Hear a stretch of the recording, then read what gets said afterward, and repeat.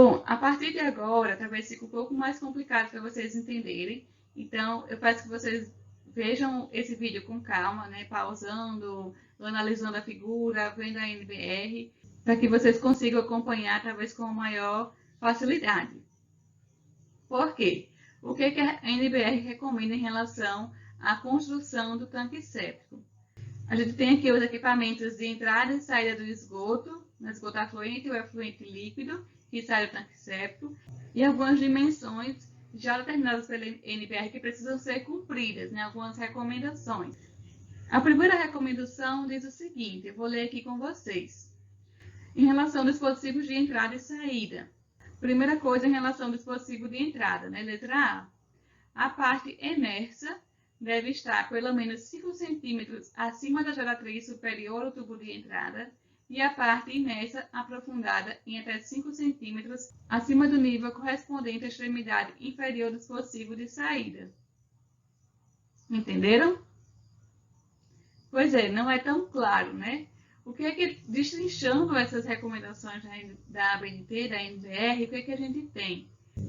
Então, imaginando que a gente está aqui, né, com o nível de água, a parte emersa em relação a esse nível de água vai estar acima do nível de água e a parte imersa abaixo do nível de água.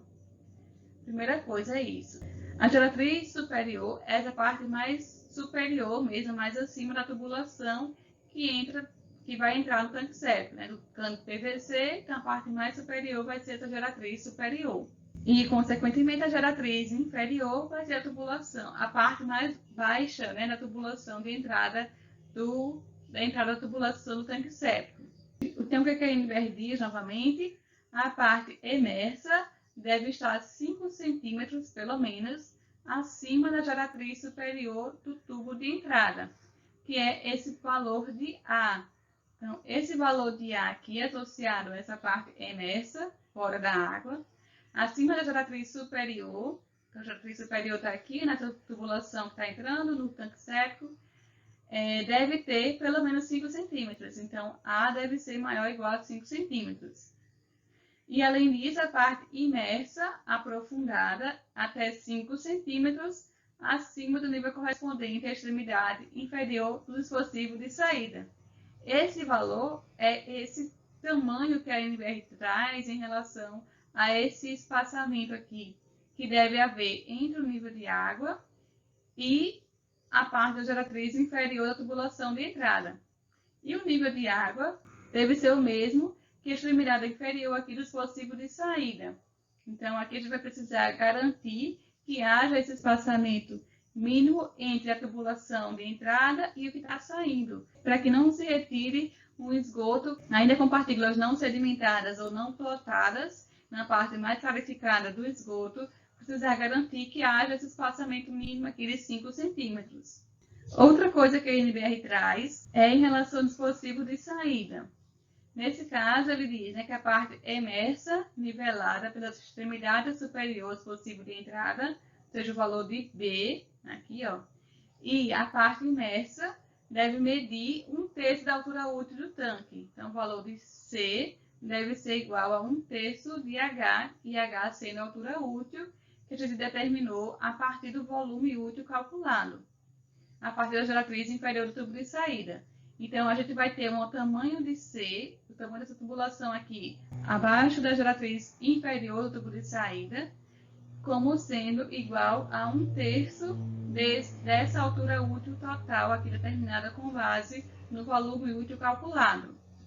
E a parte aqui superior às tubulações deve ter também um tamanho B maior ou igual a 5 centímetros, para que a gente consiga, com isso, a possibilidade de encaixar as tubulações, né, os mangotes, para se fazer limpeza do tanque séptico, se fazer manutenção dessas tubulações. Então, eu tenho que garantir também um respiro aqui para os gases, né, conseguirem sair e a gente ter um bom funcionamento do tanque séptico.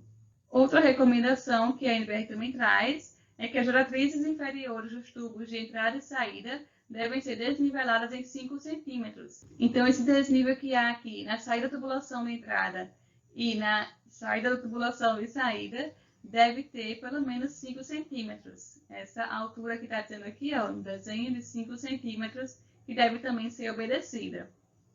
Além disso, essa altura B deve ser igual, tanto na parte, né, de saída quanto na parte de entrada, uma distância mínima de 5 centímetros também. E aí a gente vai ter essas recomendações que a ABNT traz em relação de como dispor essas tubulações de entrada e saída do tanque séptico, sendo Hzinho minúsculo a altura útil, Hzão, H maiúsculo a altura total, considerando essas outras distâncias aqui para serem obedecidas, o comprimento, né, largura, que vão precisar ser obedecidos se for o caso de um tanque prismático retangular, e as demais alturas também a serem consideradas. Só relembrando que essa altura útil que a gente determina é a altura do nível de água, associado tanto com o líquido em sedimentação, como também com a fração que vai ser destinada para a disposição do lodo, aquele lodo digerido e aquele lodo também de gestão. E aí tem outras recomendações também que a ABNT traz, que a gente deve dispor essas aberturas de inspeção de maneira que seja possível a remoção do lodo.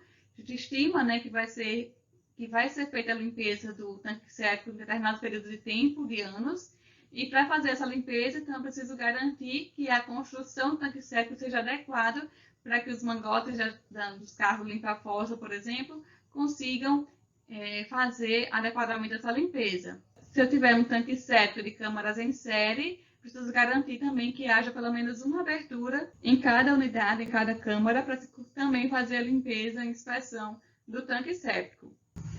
Bom, vocês podem também estar se perguntando em relação à diferença do tanque cilíndrico para o tanque prismático retangular. Vai depender bastante em relação a qual é a área disponível no terreno para construir esse tanque séptico e também qual é a profundidade daquelas que a gente consegue, né, adotar com base no volume útil e também qual é a profundidade em relação ao nível do lençol freático. No caso do tanque cilíndrico, a área útil para a destinação, para a acumulação, na verdade, dos lodos vai ser menor, mas eu consigo obter uma maior altura do tanque séptico. E no caso do tanque prismático retangular, eu vou ter uma menor altura, mas eu vou ter como uma consequência uma maior área disponível para que haja essa acumulação do lodo e também a digestão do lodo pelas bactérias. Só